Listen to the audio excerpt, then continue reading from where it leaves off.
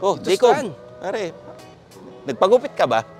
Kami nagbago sa'yo, hindi ko masabi kung ano eh. Pakulay lang. Ah! Idol kasi kita, gusto ko ng gray hair. Ikaw naman, mga ilang taon na lang, gaganyan na rin yung buhok mo eh. Sana man lang pinablend mo, di ba?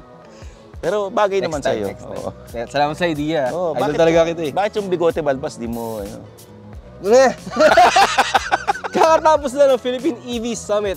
And nakita nyo naman, actually di nyo nakita, pero napakaraming bagong EV ngayon, especially sa affordable EV segment. Oo. Ito. Chinese car, hatchback, pero may Swedish-inspired name with the Jack Eater B. Yes. Pro. Top of the line to, ha? Oo, Pro eh. Oo, Pro. Yung mas malaki yan, Pro Max. But, it stands out in terms of design. Pero, ang tanong dyan, cute lang ba to? Or may ibubuga ba siya in terms of what an EV can offer? My name is Jacob Oliva, the head of content and video of philcoche.com. And I'm Stanley Chian, yung senpai ng turbuhan. Like and subscribe to Phil Coche's YouTube channel. Konti na lang, hanggang 450,000 tayo this year. Pausad ang pausad yung Oo eh, kailangan. Nag-improve tayo dapat. O, tara!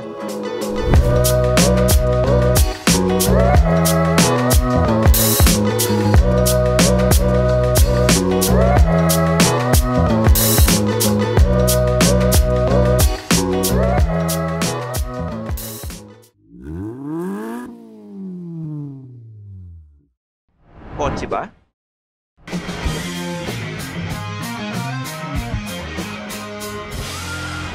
Phil Coche na.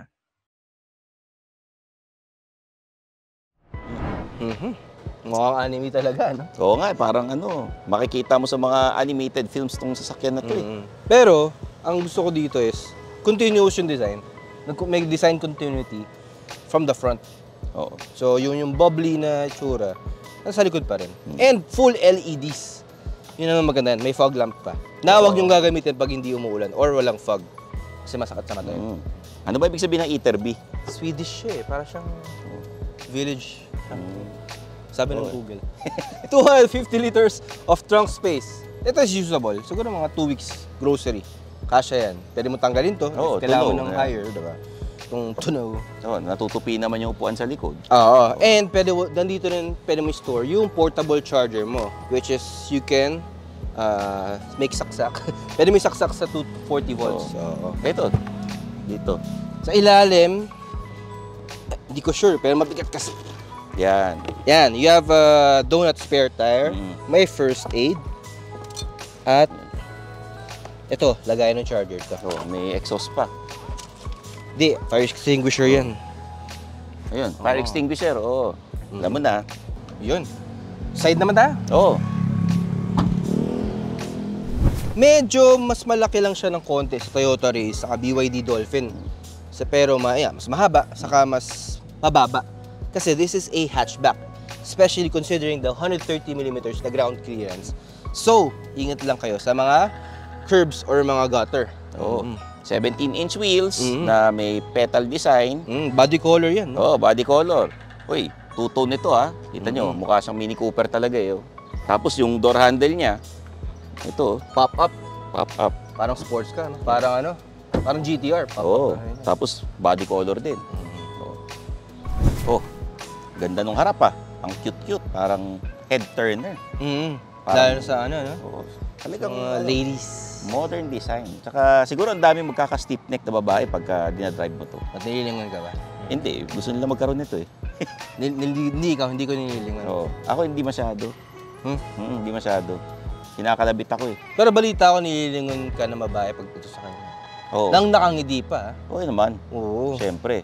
Pero in all seriousness, sobrang apparent yung German inspiration. Hindi ko sure kung German o British, pero parang halo na Mini Cooper na ano eh, na Volkswagen na Porsche, no? Yung bubble aesthetic design. And then tawag nila dito sa ilaw is Angel Eyes. Ba, Angel Eyes ha? Oo. Hindi ko rin alam kung bakit, pero sa mukha siyang anime pa rin. Oo nga eh. Di ba? Ito, medyo familiar to.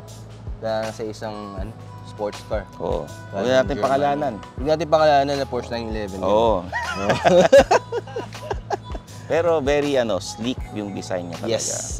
Ganda. Sobrang attention grabbing. Ika nga. Alam mo, Stan, Jack actually really went for aesthetic dito sa loob ng ano eh. Parang sa labas. Sa loob, aesthetic pa rin. Saka yung theme na bilog-bilog.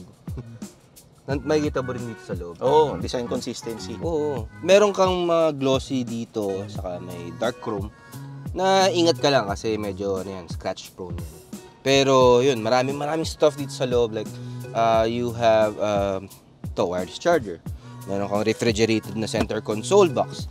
Tapos, nandito na lahat sa screen, yung lahat ng controls and all. Laki niyan na.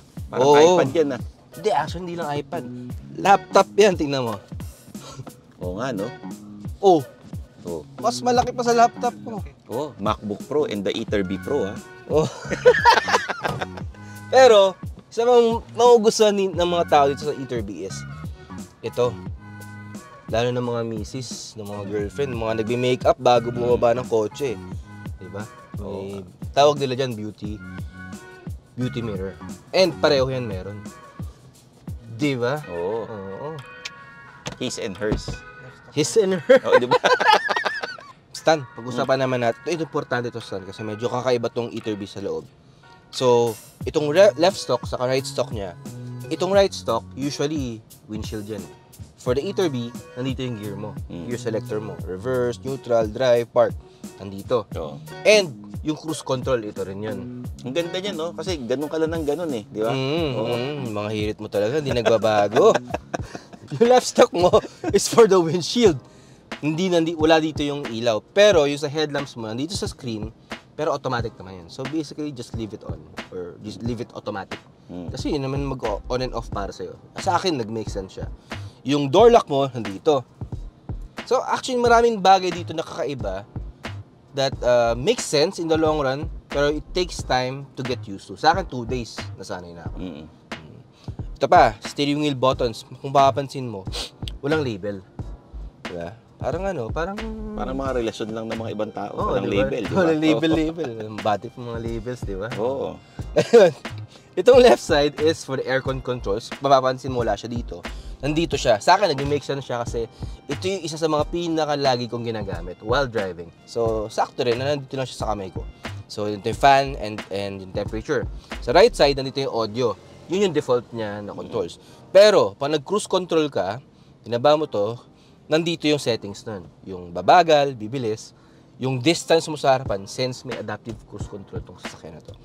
Itong nasa right side naman, pagka sinet mo na mag-a-adjust ka ng side mirror, ito yung pang-control mo nung up and down, left and right. Oo. Kaya wala siyang label. All-in-one, eh. Oo. Mas okay talaga yung label, no? Oo. Na, label pa. O, ikaw wala kang shota. Wala. Oo. O, wala lang label. Walang label. Label. Ayoko naman sabihin body. Ayoko naman. Ano lang. Hindi ko naman kasalanan. Katawan ng habol sa akin. And, isa pa. May hidden nga pa na hook dito. So, I think ilang kilos to? 3 kilos. Less than 3 kilos. Namalengke ka, ayaw mo ilapag sa mat mo. Pato mo lang. Para yan sa bag ni Mrs. Oo. Diba? Oo. Oo. Yung mga LB na binibili ninyo. Para LB, yan dyan. Louis Vuitton. Oo. Anyway, I know. Maraming mga bagay dito na kakaiba, unusual, atypical to what you're used to. Especially yung mga galing sa Japanese cars. Kasi pare-pareho layout ng mga yun eh. But, if you're the owner, within the first 2 days, I promise, mabilis mong magigets to, mabilis mong matututunan because they make sense. Except this one. This doesn't make sense. 1 cup holder. Oo. So, kung yung misis mo o yung partner mo, parang gusto yung hot coffee, makapaso yung isa. Malamang siya yun. Nagdadrive ako eh. Oo. Pero dyan, Stan, kumusta yun? Eto, naninigas na nga yung ko eh. Kasi yung air vent, ang lakas ng aircon eh. Nagyayelo. Oo. May design continuity pa rin eh, di ba? Bilog. Ano? Oh. Continuity. Continuity? Oo, continuity. Ito, bilog. Bilog na naman. Ito, bilog din. Tapos, parang small circle, Oo nga eh. small circle. Tsaka meron tayong panoramic skyline. Skylight? Skylight. Skylight. Oo. Hindi siya, walang cover, pero tinted. May libreng cover ito na pwedeng ikabit, pero foldable. Oo, foldable. Nandun siya sa likod eh. Yun, meron tayong Kumusta naman na dyan? Type-C charger. Kumusta space yan? Ito, maluwag. Oh, Maluwang. ayan, no. Oh, Pwede nga average akong size gumalaw-galaw ka. dito. Kung mga ganun-ganun ako, pwede. Oh. Sige. Pwede ka mag-shoot dito pang Viva Max. Meron ditong bottle holder. Tsaka, ayun. Sandal ka, kamusta naman? Ito, komportable. Parang ang yaman-yaman ko. Ganun. Okay dito, CR. komportable. Kasya ang 2 tao. 2 adults and 1 kid sa gitna. Or isang payatot. Kawawa naman pag nandito. Ito, Diyan mo ilagay yung Ayan, oh. kaaway mo. Mas malamig yung nagyeyelo eh. Okay naman dito, overall. Gusto ko masubukan yung kung gaano ka komportable pag nakasakay na ako habang dinadrive mo. Tara. Tara, i-drive na natin to. Yun na nga yung gagawin natin. Siksik diglig ang Jack Iterby. It comes with 6 airbags, seatbelt reminders hanggang likod, electronic stability control, dynamic assisted braking system, traction control, tire pressure monitoring system, 540-degree camera with transparent chassis, 5-star Chinese NCAP rating. Tapos may mga advanced driver assistance features tulad ng blind spot detection, cross traffic warning, lane departure warning, lane cross warning, front collision warning, lane keep assistance, automatic emergency braking, at adaptive cruise control.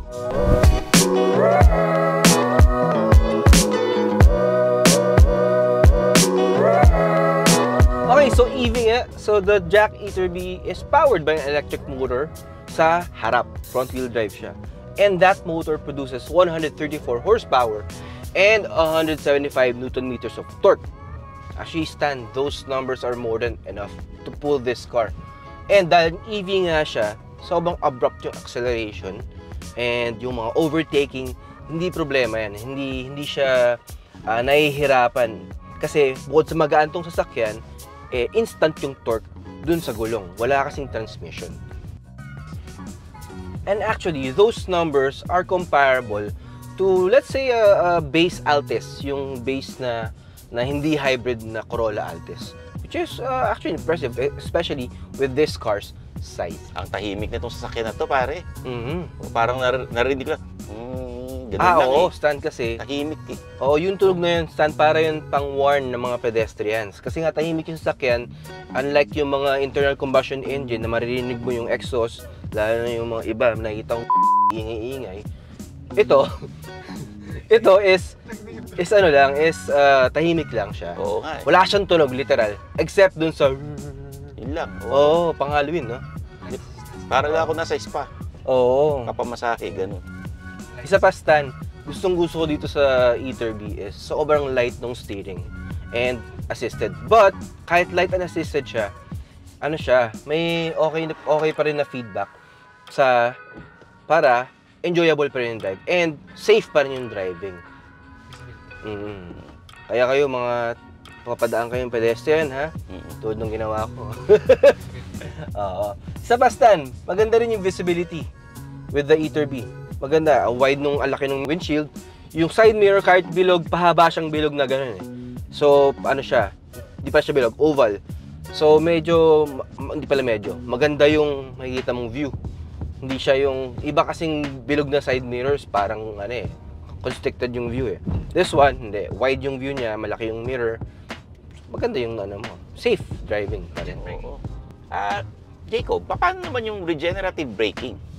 Oo, regenerative braking. Siyempre, sa mga EV ngayon, hybrid EV, laging marinig mo na yan, buzzword na yan, regenerative braking. Ano nga ba yun? So, regenerative braking it's the way for the car to bring back the excess power or excess kinetic energy back into the battery.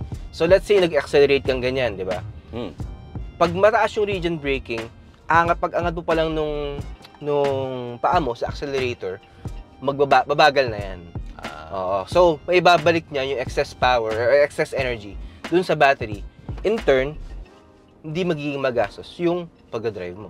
Let's say, papakita natin. Demo natin. Sige. So, accelerate ka, di ba? Ito mo, angat ko, hindi ako mag-brakes, ha? Oo. Magsuslow down siya. For some, medyo nakakahilo siya.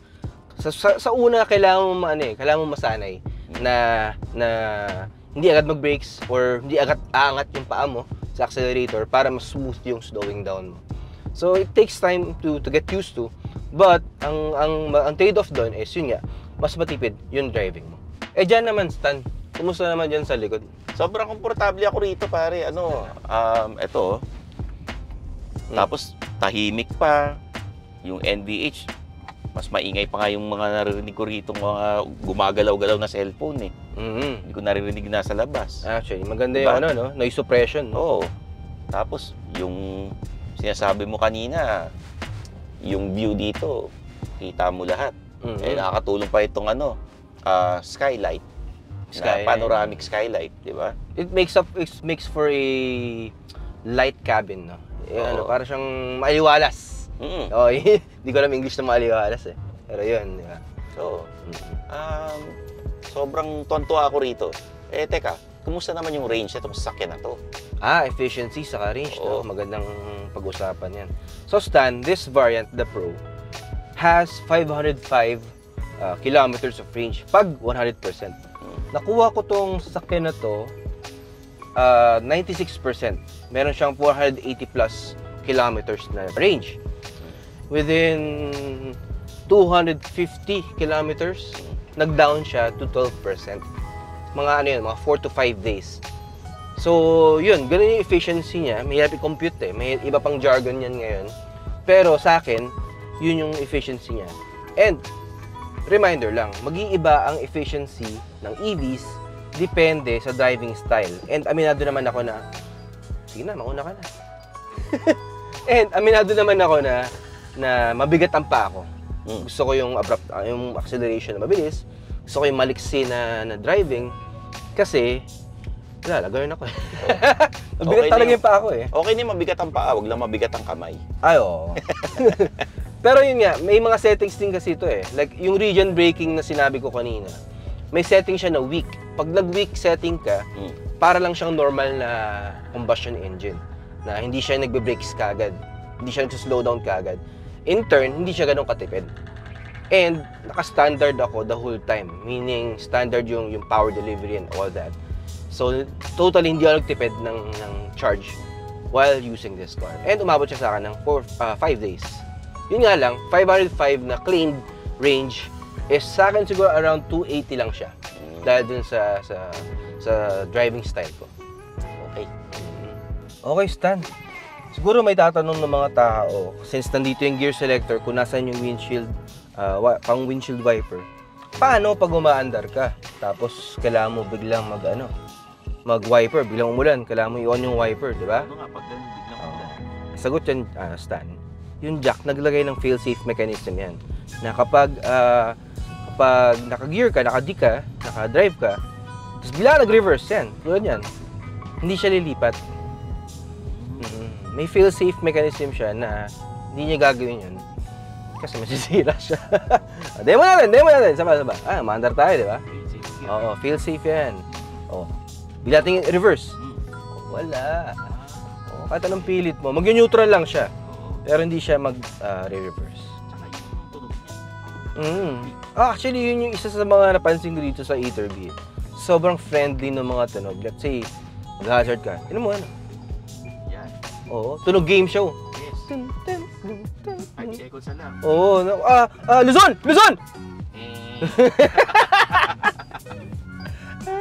Usapang baterya naman tayo.